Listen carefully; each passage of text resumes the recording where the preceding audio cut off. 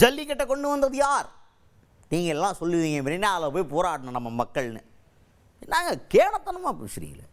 அவங்களாம் கிடையாது. மக்களுக்காக யாராவது கொடுப்பாங்களா? ஒரு திட்டத்தை ஜல்லிக்கட்டை கொண்டு வந்துடுவாங்களா? மக்கள் கேட்டால் கொடுத்துருவாங்களா? அரசாங்கம் மனசு வைக்கணும். அப்படி மனசு வச்சு உங்களுக்கெல்லாம் ஆசீர்வாதம் பண்ணது யார்? பாஜக அப்படின்னு நான் சொல்ல. உடனே என் மேலே டென்ஷன் ஆகக்கூடாது. பாஜகலேருந்து ஒரு முக்கியமான தலைவர் பேசியிருக்காங்க. அப்படி யார் அவங்க? பாஜகவின் மூத்த தலைவர் தமிழிசை சவுந்தரராஜன் அவர்கள். அவங்க தான் ஜல்லிக்கட்டு விழாக்களில் அதில் முதல் இடத்துக்கு வரும் மாடுபிடி வீரருக்கு அரசு வேலை கொடுக்கறதா முதல்வர் அறிவிச்சிருக்கிறார். இதை பற்றி கேள்வி கேட்குறாங்க அவங்கள்ட்ட.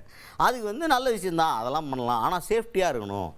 இந்த வீர விளையாட்டை ஊக்கப்படுத்துறதுலாம் நல்ல விஷயம், ஆனால் இன்னும் கொஞ்சம் சேஃப்டியாக இருக்கணும்.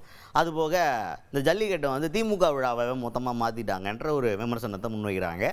அது மட்டும் இல்லாமல் ஜல்லிக்கட்டை யார் கொண்டு வந்ததுங்கிறது இந்த இடத்துல நீங்கள் மறந்துடக்கூடாது அப்படின்ற பாயிண்ட்டுக்கு வந்தாங்க. அப்போ நமக்கெல்லாம் ஆமாம்மா, மெரினாவில் நம்ம ஆளுக நம்ம பயலுக மாட்டை பற்றி தெரியாதவங்க கூட மெரினாவில் மாட்டுக்காக நம்ம நின்று ஜல்லிக்கட்டு எங்களுடைய பாரம்பரியம் காப்பாற்றுறதுக்காக உசுறு கொடுத்து போராடி அந்த போராட்டத்தின் அழுத்தம் காரணமாக ஜல்லிக்கட்டை பேன் பண்ண முடியாமல் திணறி அதுக்கப்புறமா ஜல்லிக்கட்டு நமக்கு அது ஒரு வெற்றின்னு நமக்கு கிடைச்சதா தானே நீங்களாம் நினச்சிட்டு இருப்பீங்க. தப்பாக நினச்சிக்கிட்டு இருக்கீங்க. நீங்கள் போராட்டிக்கின்றதுக்காக கிடச்சிருச்சு நினச்சிங்களா?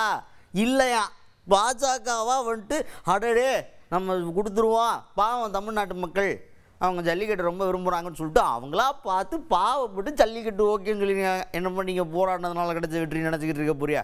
பொங்கல்னால் இனிமேல் பாஜக வாழ்க்கைன்னு ஒரு போர்டை போட்டுவிட்டு அப்புறமா மாட்டெல்லாம் அவுத்து விடுங்க பாடி வாசல்லேருந்து. அந்த லெவலுக்கு பாஜக கொண்டு வந்ததாகவே நம்பி பாஜக தான் கொண்டு வந்துச்சு நான் அடித்து பேசியிருக்காங்க தமிழிசை சவுந்தரராஜன் அவர்கள்.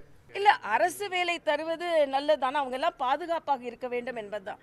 அரசு வேலை அவருக்கு அவங்க ஒரு வீர விளையாட்டை ஊக்கப்படுத்துவது எந்த விதத்திலும் தவறு கிடையாது. ஆனால் அந்த வீர விளையாட்டை கொண்டு வந்தது யாருன்னு நான் முதல்ல சொல்லணும். ஜெயராம் ரமேஷ் இதை காட்டு மிராண்டி விளையாட்டுன்னு சொன்னார். அந்த கட்சி கூட தான் இவங்க கூட்டணி வச்சுருக்காங்க. ஆனால் இன்னைக்கு ஒரே நாளில் 3 மத்திய அமைச்சர்கள்ட்ட கையெழுத்து வாங்கி ஜல்லிக்கட்டை கொண்டு வந்தது பாரதிய ஜனதா கட்சி அரசு. அதனால இன்னைக்கு பாரதிய ஜனதா கட்சி அரசு தான் ஜல்லிக்கட்டை கொண்டு வந்தது.